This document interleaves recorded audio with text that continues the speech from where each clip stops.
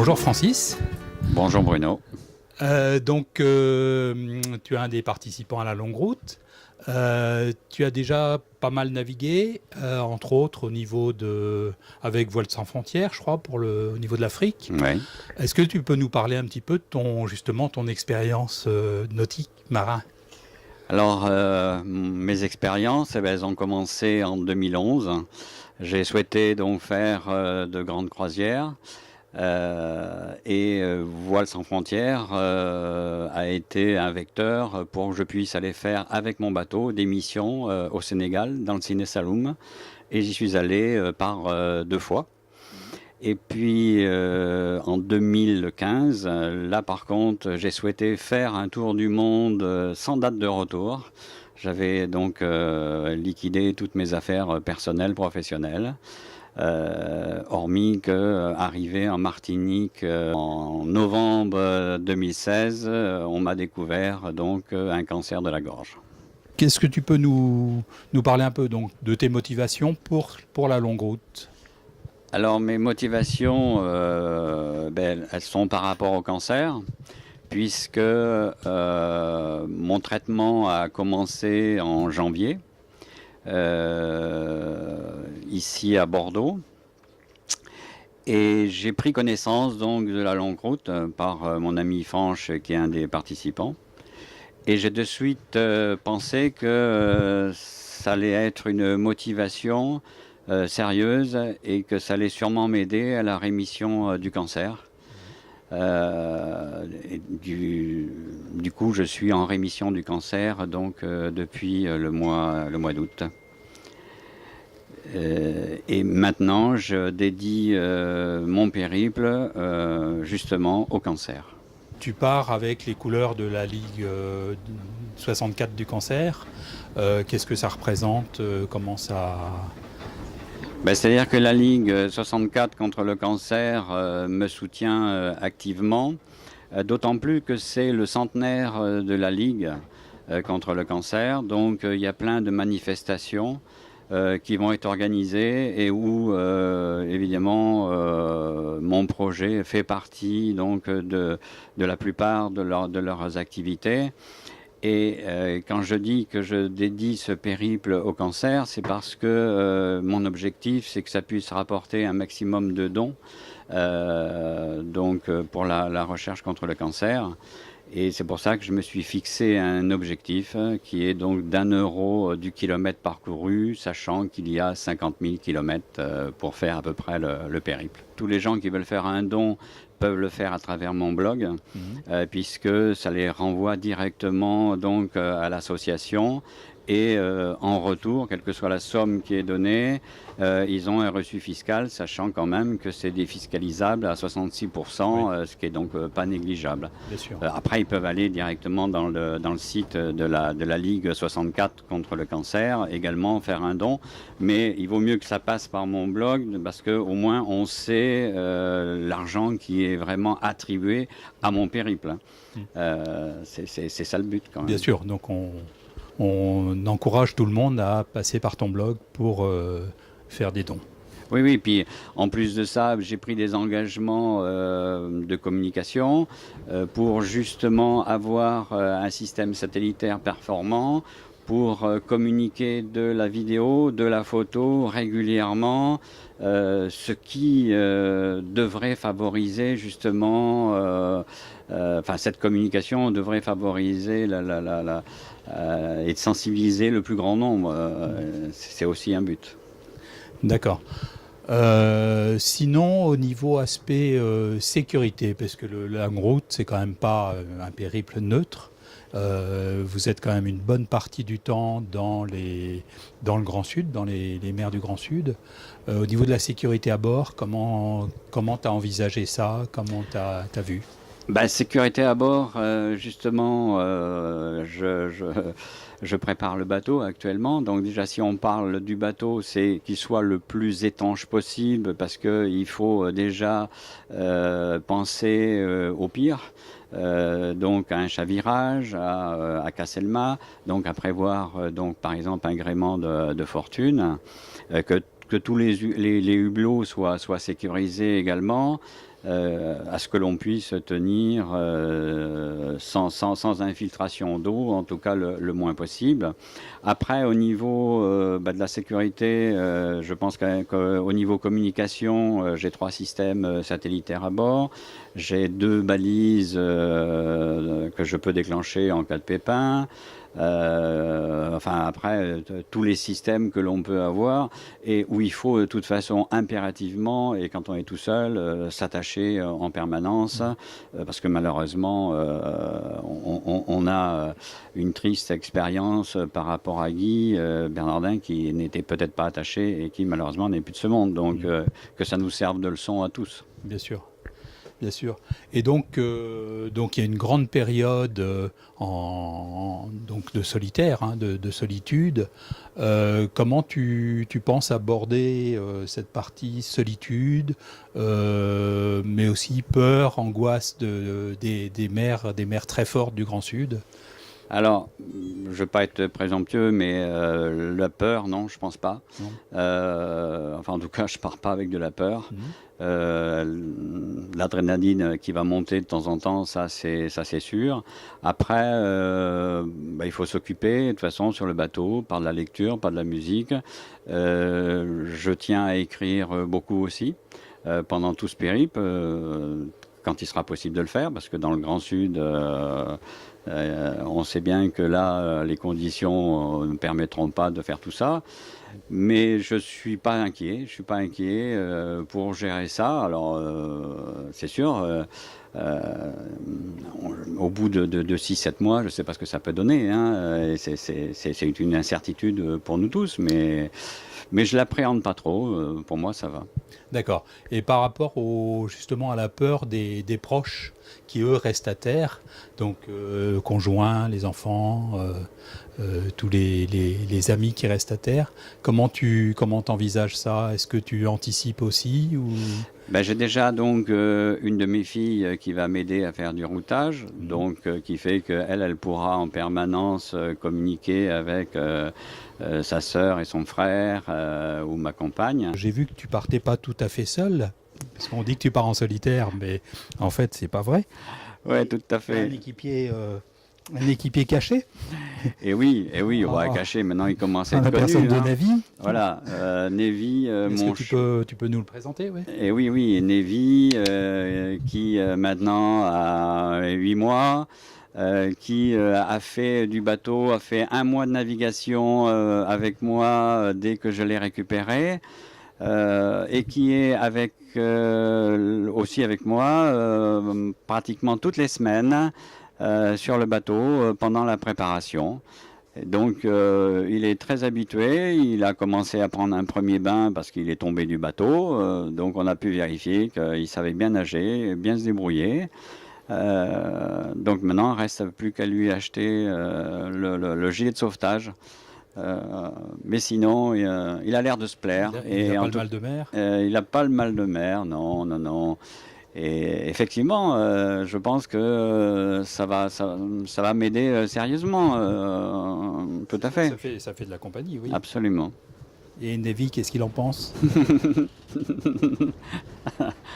Et Navy. Bon, je crois qu'il a faim là pour l'instant. Ouais. Le bateau, donc c'est Alizé 2, c'est quoi comme bateau? Océanis 43 de chez Beneteau. Qui est évident n'est pas un bateau de croisière pour aller faire le Grand Sud. Et c'est pour ça qu'il faut, on a parlé de la sécurité, mais il faut vraiment le sécuriser, le renforcer sur pas mal de points, de manière à ce qu'il résiste quand même à ce périple. Mais maintenant je le connais depuis 7 ans, donc tous ces petits points faibles, je pense que je peux arriver à les maîtriser. D'accord, et donc au niveau renfort, qu'est-ce que tu as fait pour renforcer un peu son aptitude à être dans le Grand Sud? Oh, disons que au niveau des haubans, il y a eu des renforts de fait, surtout au niveau des fixations. Après, c'est pas pour autant qu'on va changer des diamètres de câbles, mais c'est surtout au niveau des hublots où là, il faut vraiment que ça soit très sécurisé parce que ce sont des hublots collés et j'ai pas envie que ça se décolle par des déferlantes. Après, le reste, tout a été là, par exemple, au niveau donc de la capote, je fais un pare-brise fixe, juste avec une continuité souple, de manière à ce que ça aussi, ça puisse résister vraiment dans le Grand Sud. Oui, oui. Et puis tu nous as dit que tu avais prévu un gréement de fortune aussi très Ouais. complet. Déjà tout préparé. Tout à fait, que j'ai pas à me poser de questions si ça doit m'arriver, que j'ai plus qu'à mettre en place ce gréement de fortune, ouais, avec les voiles étudiés pour ça.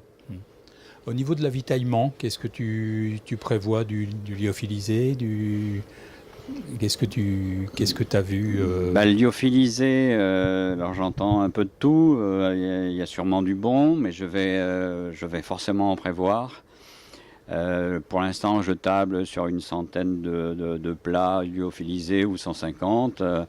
Ça va être pas mal de conserves, bien entendu. Et après, ben voilà, avec tout ce qui est de riz, de pâtes. Mais lyophilisé, c'est vraiment un minima, quoi, quand même, que je le prévois. D'abord parce que c'est un coût et je suis pas sûr que tout soit bon. Alors il faut quand même s'emmener des choses bonnes parce que ça fait partie quand même des choses agréables sur le bateau, quoi, de manger. Comme ce sont des grandes boîtes enfin des grandes boîtes où ça va être stocké dans de grandes boîtes, il va falloir surtout que je me tienne des fichiers à me dire, ben voilà, tu prévois de manger telle et telle chose pour chaque jour, et c'est ce que ça me semble être le mieux. Après, il suffit de bien identifier les boîtes et puis on retrouve facilement les choses, quoi. Ouais, ouais. D'accord.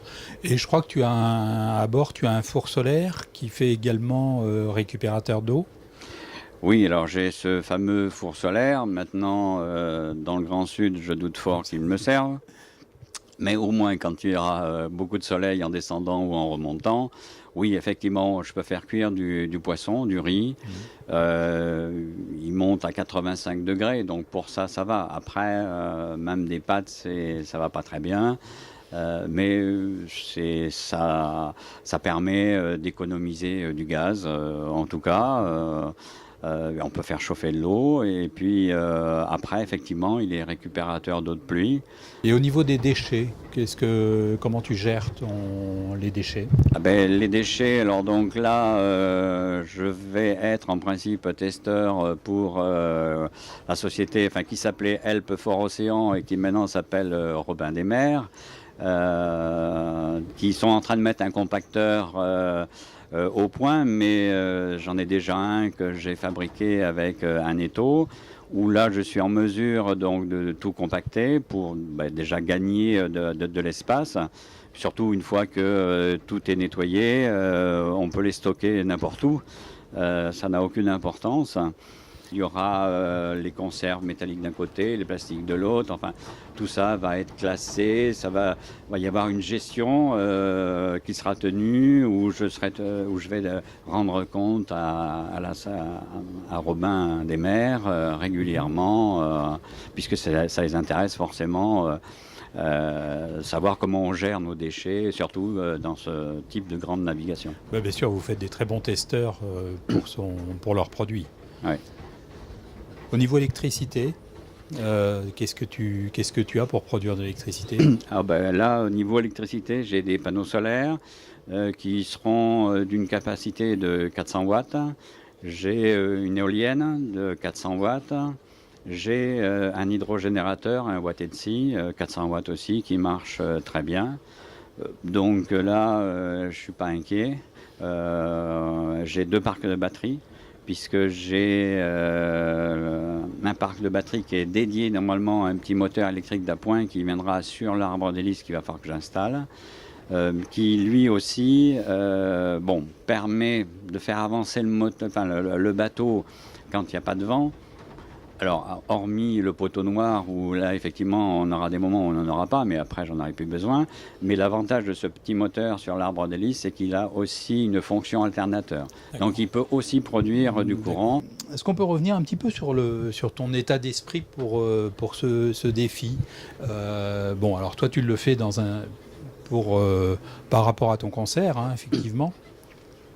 Est-ce qu'il y a un aspect spirituel aussi ou pas du tout? Certains parlent un peu de pèlerinage, voire de Compostelle comme Fanche. Est-ce que tu as une approche un petit peu de ce style-là? Oui, tout à fait. Là, je fais souvent référence vraiment à ce qu'a écrit Bernard Moitessier. Et j'espère être en osmose avoir autant d'osmose qu'il l'avait avec son bateau, avec la mer.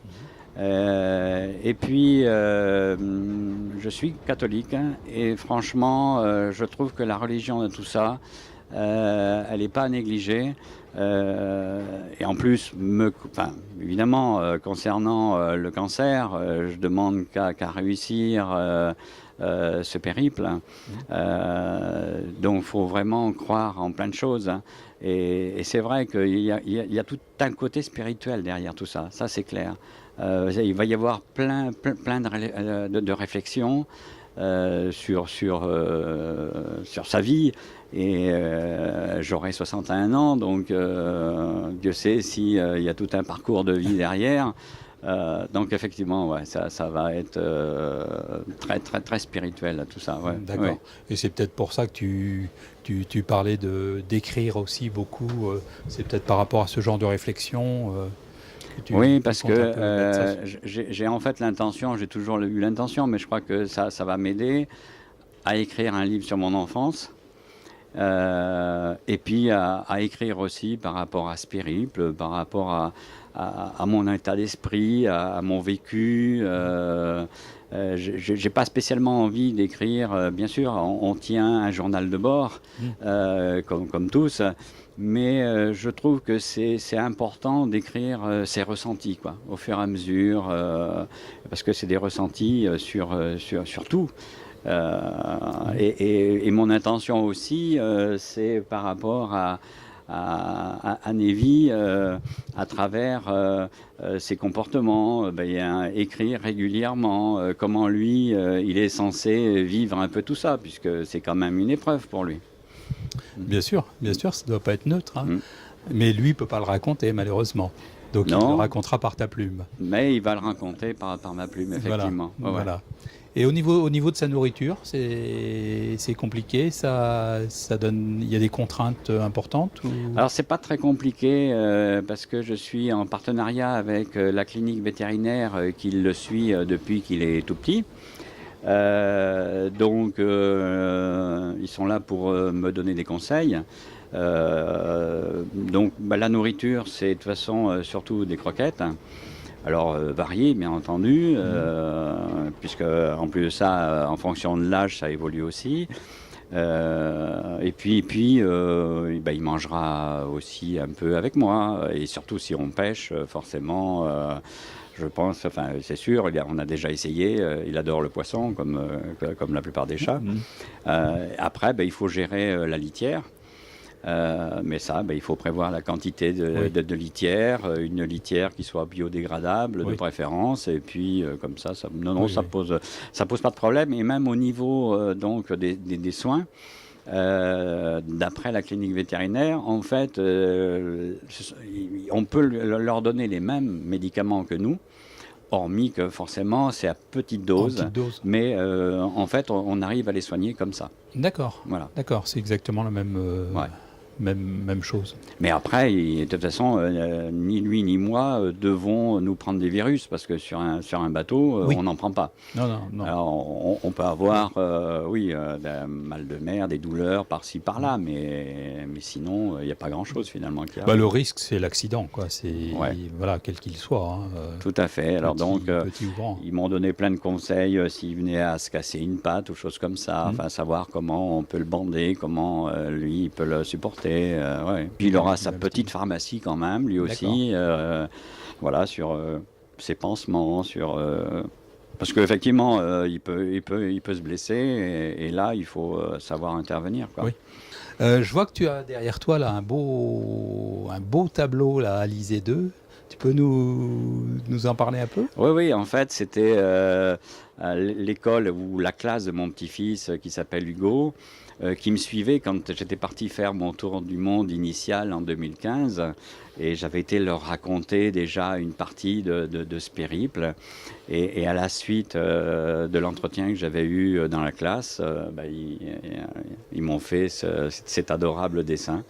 D'accord. Donc oui, et je suis toujours à la recherche justement de partenariats avec des écoles. Oui, c'est ce que j'allais te demander. Est-ce qu'il y a des enfants qui te suivent ou une école, une classe? Là, curieusement, on a demandé à Hendaye et il n'y a aucune école qui est vraiment intéressée. Enfin, c'est-à-dire qu'il faut trouver vraiment les enseignants motivés pour le faire. Bien sûr. Alors, bien sûr. Des fois, c'est toujours facile. C'est pas facile, ouais. On a prévu avec mon ami Fan, justement, de partir du Bonneau le 18 juin. Le 18, oui. Comme ça, on devrait naviguer à vue, sûrement pas, parce qu'on se perdra de vue, mais au moins on ne devrait pas être trop loin l'un de l'autre. Et puis on a des bateaux qui sont un peu équivalents, donc au niveau vitesse. Voilà. Oui, donc, puis pourquoi pas se recroiser un peu plus loin, quoi. Voilà, puis quand on parle sécurité, il va y avoir quand même beaucoup de monde sur l'eau. Bien sûr. Parce qu'entre la version française de la longue route et la GGR, ça fait une 50aine de bateaux qui sont sur l'eau à peu près à la même période, quoi. Donc on sait très bien qu'on va tous avoir de sérieuses péripéties et on va besoin de s'aider. Et de toute façon, l'aide, on va l'avoir qu'entre nous. Bien sûr. On ne pourra pas l'avoir autrement. Alors, au niveau sécurité, c'est quand même important de savoir qu'on n'est quand même pas tout seul des uns des autres, quoi. Bien sûr, c'est sûr que dans le Grand Sud, c'est un atout important, oui. Ok, Francis, je te remercie bien. Et puis, de toute façon, on va te suivre, hein, bien sûr. Et puis, moi, je te reverrai de toute façon au Bonneau, et peut-être avant, si l'occasion s'en présente. Merci Bruno.